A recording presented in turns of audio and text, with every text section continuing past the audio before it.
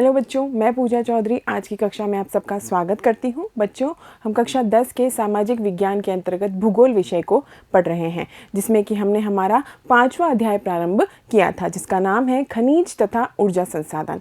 आज हम इस 5वें अध्याय के भाग 2 को प्रारंभ करने जा रहे हैं, जिसका नाम है खनिज संसाधनों का संरक्षण। तो शुरू करते हैं अध्याय 5 का भाग 2।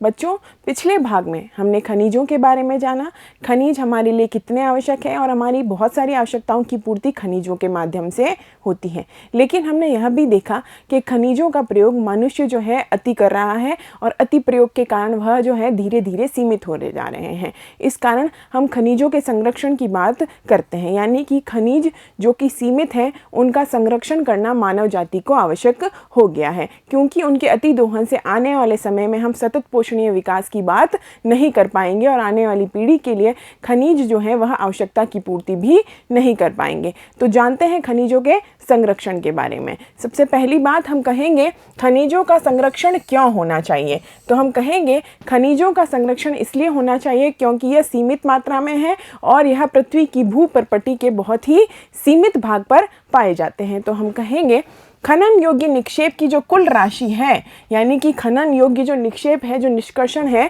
उसकी जो कुल राशि है वह असार्थक अंश है, यानी बहुत ही कम है। और अर्थात भूपरपटी का केवल कितना प्रतिशत है, तो भूपरपटी का केवल 1% ही यह है। इस कारण क्या है, तो इसके लिए हमें खनिजों का संरक्षण करना आवश्यक हो जाता है, क्योंकि यह बहुत ही कम है।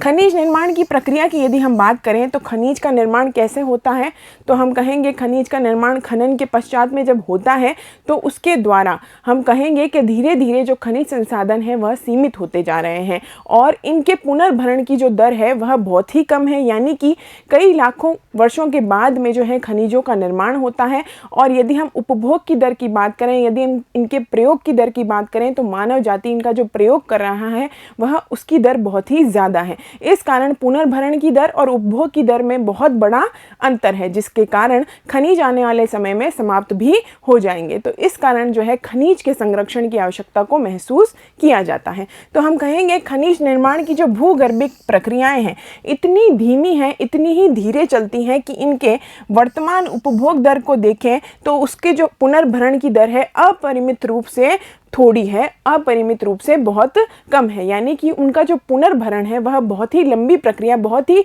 लाखों वर्षों के बाद में होता है, लेकिन जो उसका उपभोग है बहुत ही तेजी से मनुष्य कर रहा है। इसलिए खनिज संसाधन सीमित हैं और अनवीकरण योग्य हैं। तो इस प्रकार से हमने कहा कि खनिजों का संरक्षण आवश्यक हो जाता है, क्योंकि इनके निर्माण में हजारों लाखों वर्षों की भूगर्भिक प्रक्रियाओं का हिस्सा होता है और इन भूगर्भिक प्रक्रियाओं के बाद में खनिजों का निर्माण होता है। उसके बाद में हम इनका निष्कर्षण कर सकते हैं और इनका प्रयोग कर सकते हैं। लेकिन यदि हमने इनकी उपभोग की दर, इनके प्रयोग की दर को कम नहीं किया तो खनिज जो है आने वाले समय में धीरे धीरे समाप्त होते जाएंगे।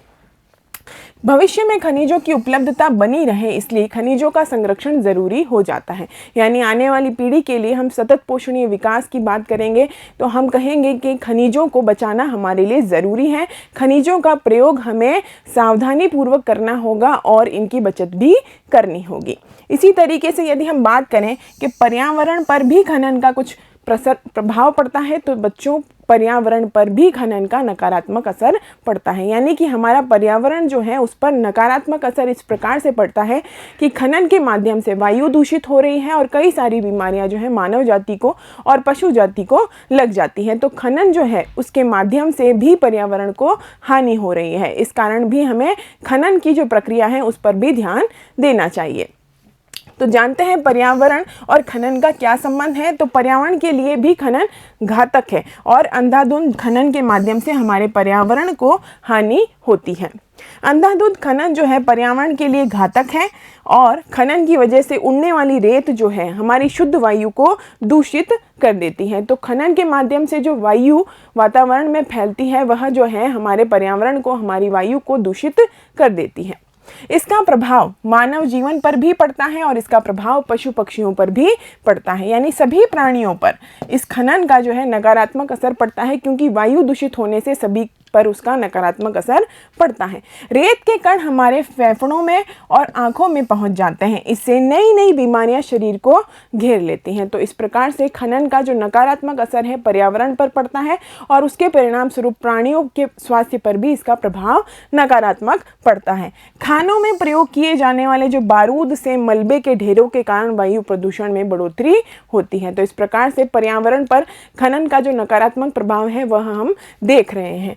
अंधाधुंध खनन के कारण ही आज राजस्थान में अरावली पर्वतमाला खोखली होती जा रही है। तो हम देखते हैं कि राजस्थान में अरावली पर्वतमाला है और अंधाधुंध खनन होने की वजह से हमारे मनुष्य जाति के विकास में योगदान देने के नाम पर हम कई बार ऐसे प्रयास करते हैं जिसमें कि हम हमारे प्राकृतिक जो भी संसाधन हैं उनका भी हनन करते हैं, उनका भी अति प्रयोग करते हैं और उनका भी दोहन करते हैं, जिसका उदाहरण है हमारे राजस्थान में अरावली की पर्वत श्रृंखला, और जिसका भी क्या हो रहा है, अत्यधिक खनन हो रहा है और इस कारण जो है उसका भी धीरे धीरे क्षरण हो रहा है। तो अरावली पर्वतमाला जो है राजस्थान के लिए लाभदायक है और राजस्थान की परिस्थितियों के लिए वह बहुत ही सकारात्मक कार्य भी करती है, लेकिन वो उसका भी क्षरण जो है हम विकास के नाम पर धीरे धीरे करते जा रहे हैं, जो कि खनन का ही एक स्वरूप है।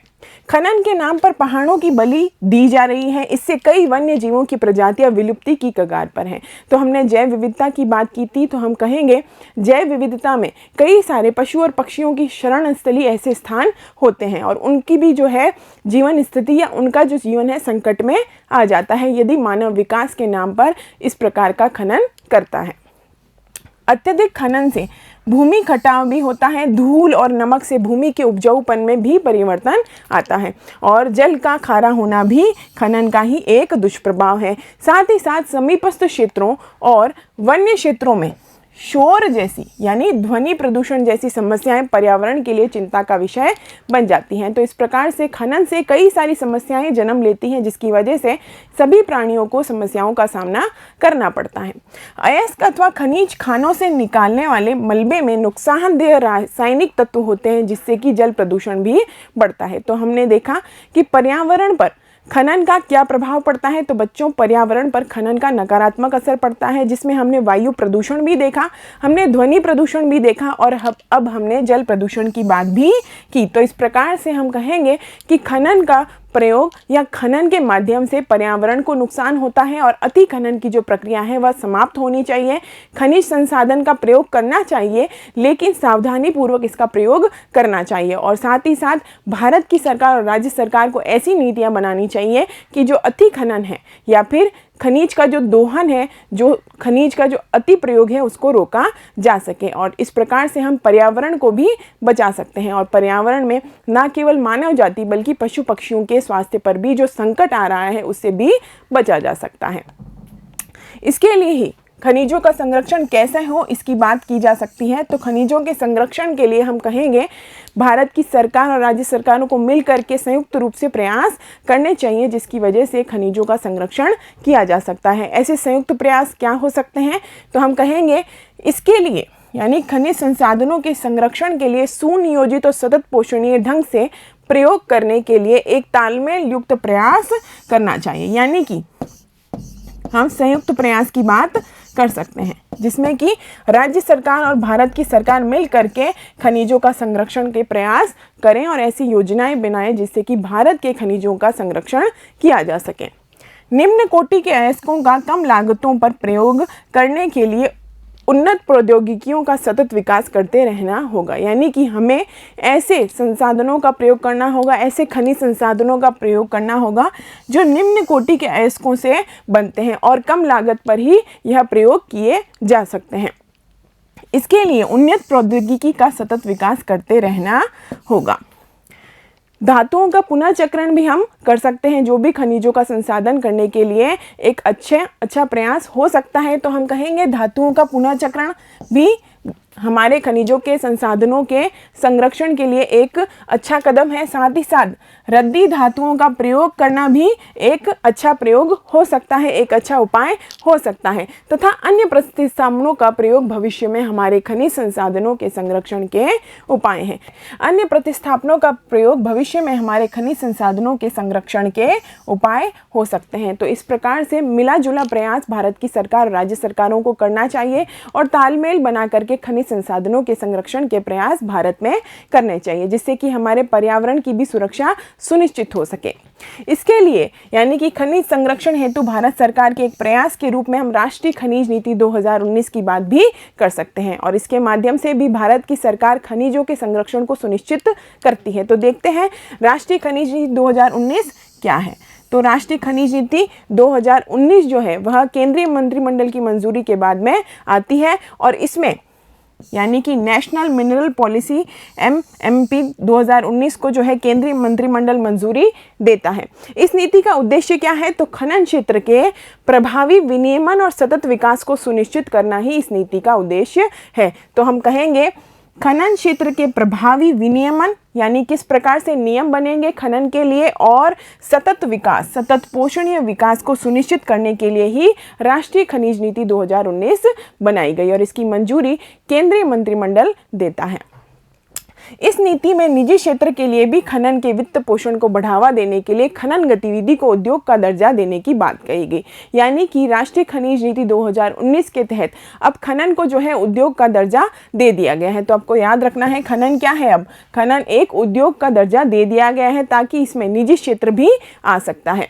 साथ ही साथ यह नीति खनिजों की निकासी और परिवहन के लिए तटीय जलमार्ग और अंतर्देशीय शिपिंग के उपयोग पर ध्यान केंद्रित करती है और खनिजों के परिवहन को सुविधाजनक बनाने के लिए समर्पित खनिज गलियारों को भी प्रोत्साहित करती है। तो इस प्रकार से हमने देखा राष्ट्रीय खनिज नीति 2019 जिसकी मंजूरी केंद्रीय मंत्रिमंडल देता है, जिसके माध्यम से खनन के लिए नियम बनाए जाते हैं और विनियम बनाए जाते हैं। साथ ही साथ खनन को जो है उद्योग का दर्जा भी दे दिया गया है ताकि निजी क्षेत्र भी इसमें आ सके। तो इस प्रकार से हमने देखा खनिजों का संरक्षण क्यों आवश्यक है। खनिजों के संरक्षण के लिए भारत सरकार और राज्य सरकार के प्रयासों के रूप में हमने राष्ट्रीय खनिज नीति की बात की और हमने देखा कि खनिजों का अति दोहन या अति प्रयोग जो है आने वाली पीढ़ी के लिए घातक हो सकता है और साथ ही साथ अत्यधिक खनन से जो है पर्यावरण पर भी संकट आ सकता है। तो इस प्रकार से हमने इस भाग में खनिजों के संरक्षण की बात की। मिलते हैं